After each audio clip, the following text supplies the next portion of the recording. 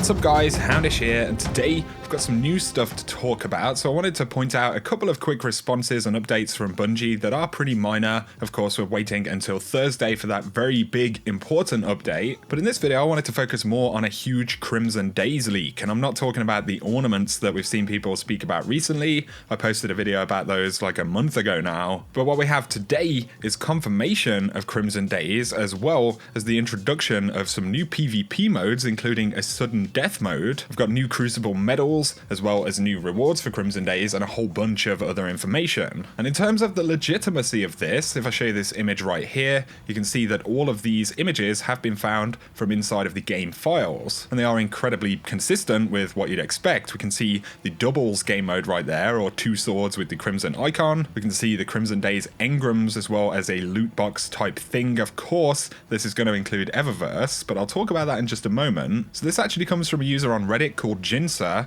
who found all of this information inside of the PC version of the game. If you're wondering what Crimson Days is, if you're new to Destiny 2, basically it's a Valentine's event. They kind of themed it around playing with a partner in Destiny 1. We had the game mode Crimson Doubles, where basically you would play with a partner. You would even get a buff if your partner died, where you could, I think all of your like handling speeds and your movement speed, health regen and everything like that were increased, which was pretty cool. And I guess that we'd probably see something similar in a returning event for D2. But then on top of that, of course, you have a whole bunch of exclusive loot, like some of the stuff we've just seen. So initially we have scripts. These will be for the kind of quest steps inside of Crimson Days. So Guardians honor the unbreakable bonds that they forge on and off the battlefield by competing in the Crucible's Crimson Days festival. First, follow the rose petals in the tower to test Eververse. She has something for you. So of course that's the typical kind of stuff that you expect to see, but we have more lines here which speak towards some of the modes that we're going to see in this event. So speak to Shaxx in the tower to learn more about his love for Crimson Days. Shaxx congratulates you and your Crimson Bond on battles hard fought and victories hard won during Crimson Days, and offers a handsome reward with his inspiring words. Then we have a couple of others. Complete Crimson Days Crucible matches. Complete Crimson Days matches to earn holiday-themed rewards, as well as win a Crimson Days match in Sudden Death. So they refer directly to a different mode there. Sudden Death sounds pretty interesting. And if you look at the bunch of images that actually came from this leak, we can see what looks like a UI icon for a game mode, and you can see this skull with four kind of swords pointing in towards it. Now the Reddit poster themselves believes that this is actually for a raid activity in Crimson Days. I'm not entirely sure that's the case. I believe this icon would be for the sudden death mode. That seems to make a lot more sense. As to what this mode could be though, it's pretty interesting. You do see four swords, and typically those sword icons would refer to the amount of players in the activity. You know, Crimson Doubles has two swords, obviously it has sudden death principles behind it, but it is referred to in that text line as being,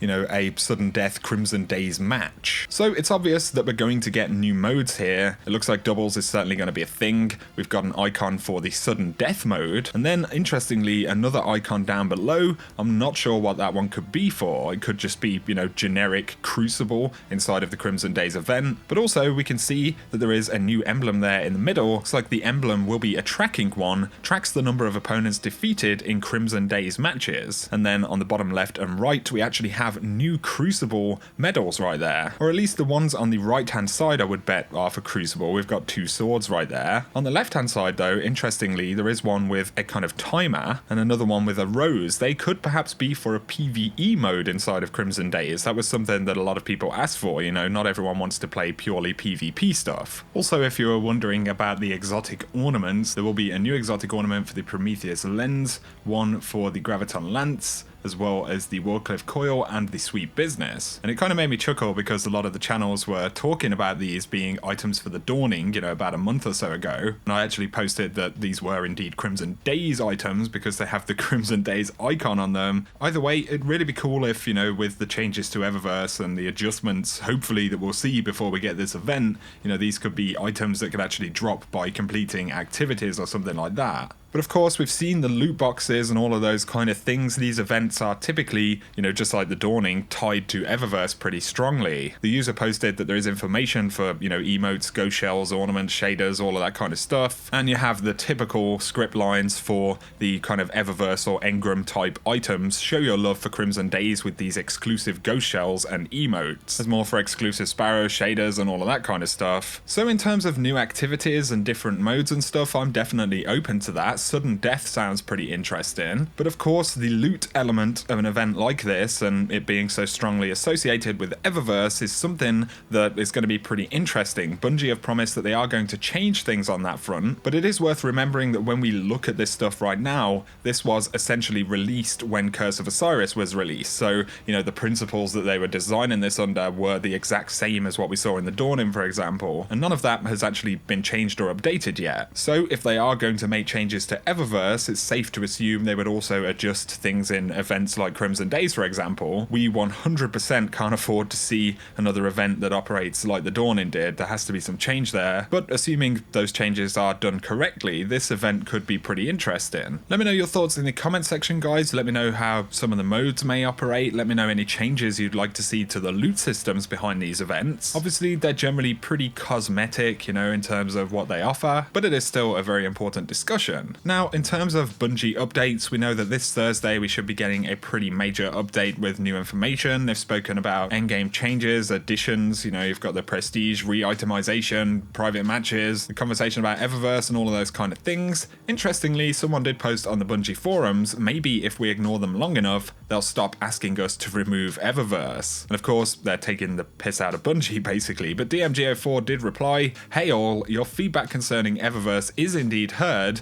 We have no plans of ignoring it. We've been receiving some questions and concerns from players who believe we may be turning a blind eye to the issue, or that we may be looking to remove the feedback in question from our forums. I can say that we have no plans of doing this. If you have further feedback regarding Destiny 2, post a thread, whether it's regarding Eververse, Mayhem, Crucible, Adventures, Raids. We want to know what you think. We leave it to the community to upvote and engage in the conversation while we collect and share the feedback internally with the development team. We're looking to share plans regarding feedback collected over the holiday season as soon as possible." And on top of this, Chris Barrett has tweeted about it. A whole bunch of different people from Bungie have referred to it. And, there's a huge amount of expectation for this update on Thursday. Actions speak louder than words. It's down to Bungie to prove that, not me. Another interesting one sent to me by a follower called Martin on Twitter is this tweet from someone. They replied to Deej and said, "New and improved," he says, "lol.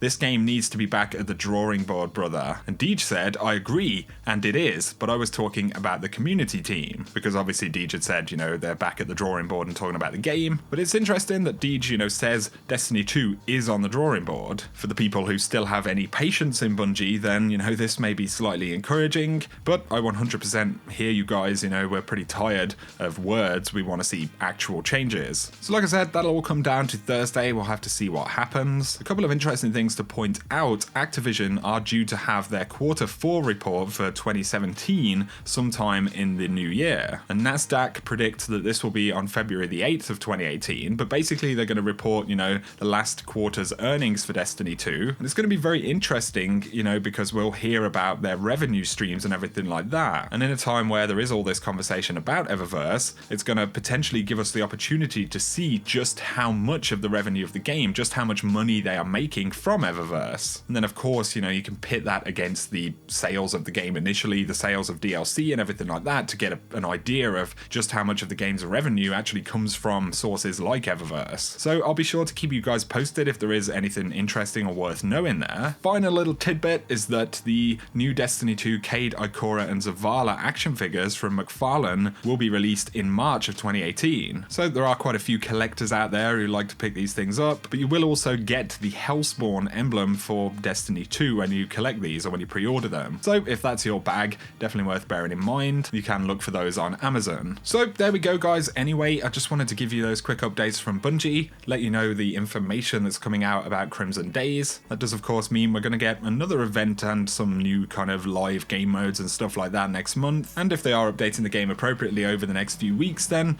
it could be, a fairly positive period of time. Of course, that really depends on Bungie, but let me know your thoughts, guys. If you've enjoyed the video, a like is very much appreciated. If you're new to the channel, be sure to hit subscribe if you want to see more Destiny 2 content. Also, bear in mind you can save 10% on Control Freak products, including their D2 thumbsticks, all of their new braided cables, and pretty much anything else in the store. If you want to do that, you can use code Houndish at checkout and you'll save yourself a few bucks. For now though, I appreciate you guys watching, and I will catch you very soon.